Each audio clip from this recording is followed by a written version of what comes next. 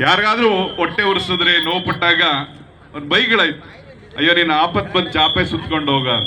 ಹಂಗೆ ಇವತ್ತು ರೈತರ ಹೊಟ್ಟೆ ಉರಿಸುವನ್ನ, ರೈತ ಸಮುದಾಯವನ್ನ ಶೋಷಿಸುವಂತವ್ರಿಗೆ ಈ ಮಾತನ್ನ ಅನ್ವಯಿಸಬೇಕು. ಇನ್ನು ಮುಂದೆ ಪ್ರತಿಯೊಬ್ಬರು ರೈತರು ಈ ಮಾತುಗಳ ಮುಖಾಂತರ ಇವರನ್ನ ಬಹಿಷ್ಕರಿಸಬೇಕು. ಇವರಿಗೆ ಬೈಗಳವನ್ನ ಹಾಕುವ ಮುಖಾಂತರ ರೈತರ ಹೊಟ್ಟೆ ಉರಿಸುವಂತ ಇಂಥ ರಾಜಕಾರಣಿಗಳಿಗೆ ಆಪತ್ ಬಂದು ಚಾಪೆ ಸುತ್ಕೊಂಡು ಹೋಗ ಅನ್ನುವಂತ ಒಂದು ಶಾಪವನ್ನ ಕೊಡುವ ಮುಖಾಂತರ ಈ ಹೋರಾಟಕ್ಕೆ ಒಂದು ಹೊಸತನವನ್ನ ತರಬೇಕು ಅನ್ನುವ ನಿಟ್ಟಿನಲ್ಲಿ ಜಯ ಕರ್ನಾಟಕ ಸಂಘಟನೆ ನಾವು ನಿಮ್ಮೊಟ್ಟಿಗೆ ಇದ್ದೇವೆ. ಅನೇಕ ಜನ, ನೂರಾರು ಜನ ಪೊಲೀಸ್ನವರು ಇಲ್ಲಿ ಕೂತಿದ್ರಿ ಸ್ನೇಹಿತರೆ.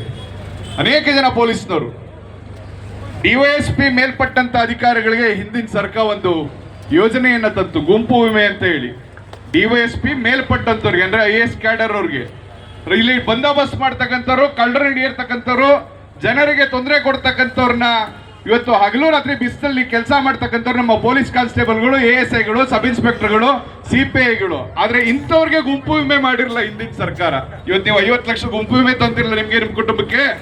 ಅವತ್ತು ದೊಡ್ಡವರು ಮಾಡಿದಾಗ ಇವತ್ತು ಇಂದಿನ ಗೃಹ ಮಂತ್ರಿಗಳಿಗೆ ಹೋಗಿ ಭೇಟಿ ಮಾಡಿ, ಅಯ್ಯೋ ಸ್ವಾಮಿ ಕಷ್ಟಪಡ್ತಕ್ಕಂಥ ನಮ್ಮ ರೈತ ಇವರು ಪೊಲೀಸ್ನವರು, ದಯಮಾಡಿ ಇಂಥವ್ರಿಗೆ ನೀವು ಗುಂಪು ವಿಮೆ ಮಾಡಿ ಸರ್ಕಾರ ಅದಕ್ಕೆ ದುಡ್ಡು ಕಟ್ಟಿ ಅಂತ ಹೇಳಿ ಗಲಾಟೆ ಮಾಡಿದಾಗ ತಕ್ಷಣ ಹಿಂದಿನ ಗೃಹ ಮಂತ್ರಿ ಸ್ಪಂದಿಸಿದ್ರು. ಇವತ್ತು ಹಿಂದಿನ ಸರ್ಕಾರ 20 ಲಕ್ಷ ಇದೆ, ಇವತ್ತು 50 ಲಕ್ಷ ನಿಮ್ಗೆ ಗುಂಪು